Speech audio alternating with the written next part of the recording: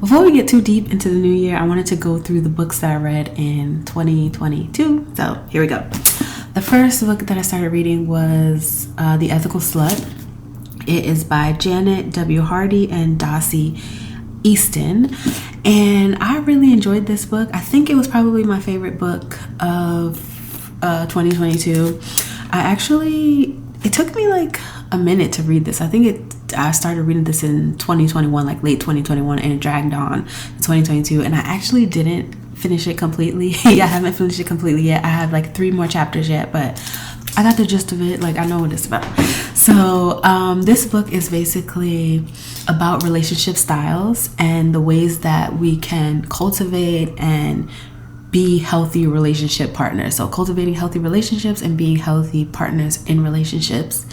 And so the thing about this book is that it really focuses on non-monogamous relationship styles. Like, the authors don't say this is the ideal, non-monogamous relationships are the ideal type of relationships, but like, you can tell that they're really pushing like, hey, open your minds to these other types of relationships, because we can be very I can't think of the word right now, but we tend to think like, oh, monogamous relationships are the only type of relationships that exist, when they aren't.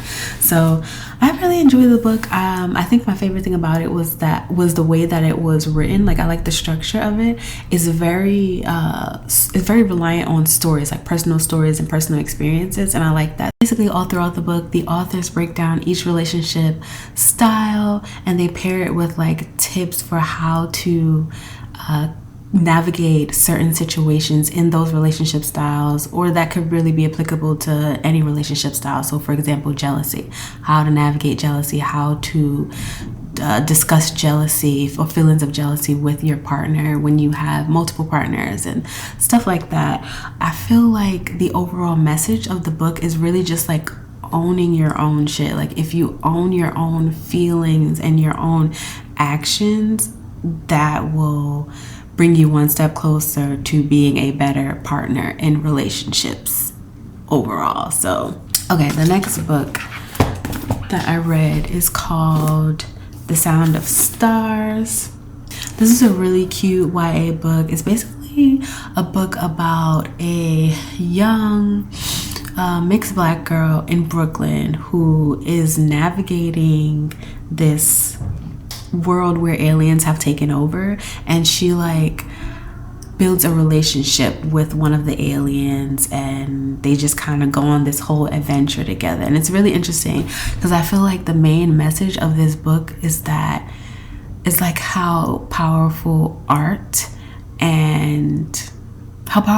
is to like culture, our everyday lives, and really resistance, because in the time that they're living in, all art has been like banned from the aliens because they don't want to give people hope. And that's essentially what art does. Like, art gives you hope, makes you feel alive, makes you feel inspired to do things. So they want to strip them of all of that, which essentially strips them of humanity, I would say. So I just really liked it. I enjoyed that message about how powerful art is to pretty much everything. At least that's how I interpreted, this book.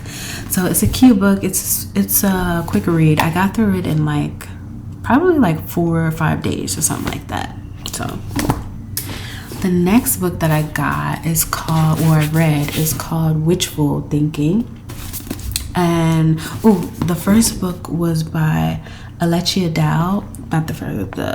This book is by Alechia Dow, and then this one is by Celestine Martin.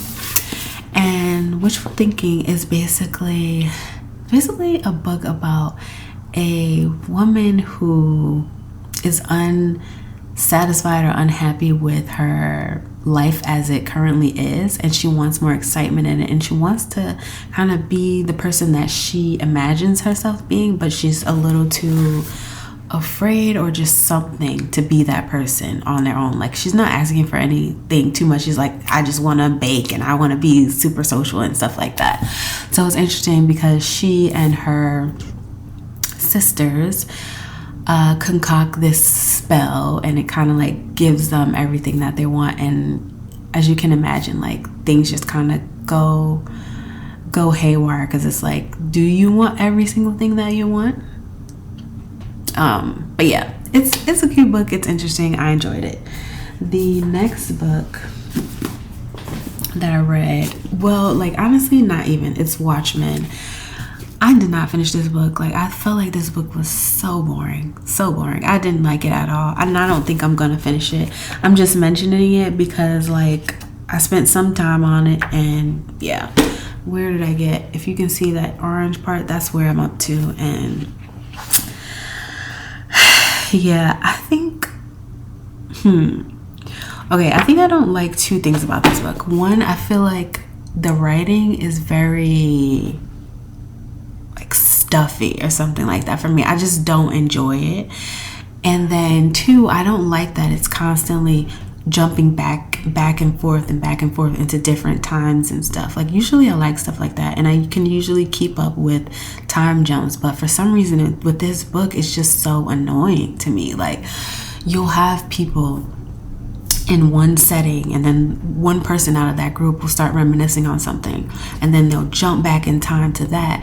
But the problem is, within that jump back in time, there'll be like another one, because it's like that person is remembering something in the past that happened to them in the past, and then they'll jump back there, and it's just like, it's just too much and too annoying for me, to the point where I don't even feel like I know what this book is about completely. Like, I've watched the movie. I found that there was a movie like a few months ago or something like that, and I watched it, and it seems like it's just basically about like these group of former vigilantes. They're older now.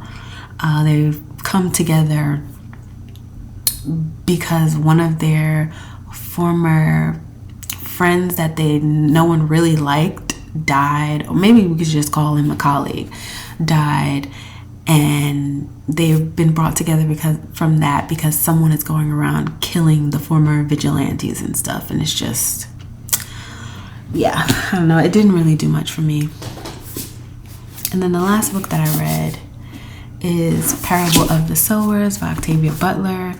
I actually created a separate video about this, so I won't get into it too deeply, but I will say that it was fine. Like, I didn't enjoy it as much as people who suggested it to me when they found out I like sci-fi suggested that I might enjoy it.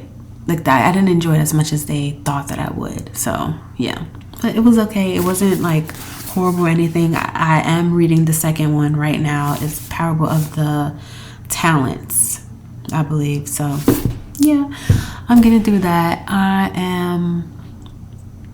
I think those were all of the books that I read in 2022, and I'm excited. I'm excited to have this new, I feel like I'm re-energized with reading books, because for a while I just couldn't get into reading for fun. I don't know what that was about. I think that, college really messed me up with that, because when you're in college, you're expected to read in a certain way. Like, you don't really read things out in full. You just kind of read excerpts of things, and that really screwed me up, honestly. Like, I didn't even want to read anymore. But I've got 2 of these books, Wishful Thinking and The Sound of Stars, at Comic-Con. I bought a whole bunch of books from Comic-Con. So yeah, and ever since then, October, I've just been reading. So